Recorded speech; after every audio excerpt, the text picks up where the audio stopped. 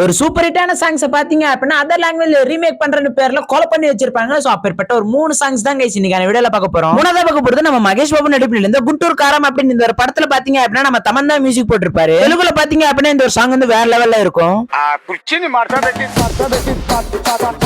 ஆனா தமிழ்ல தான் பாத்தீங்க அப்படின்னா நம்ம தமன் அவர்கள் கொலை பண்ணி வச்சிருப்பாரு. உள்ள கொஞ்சம் மடக்கி தட்டு, கொஞ்சம் உள்ள மடக்கி தட்டு.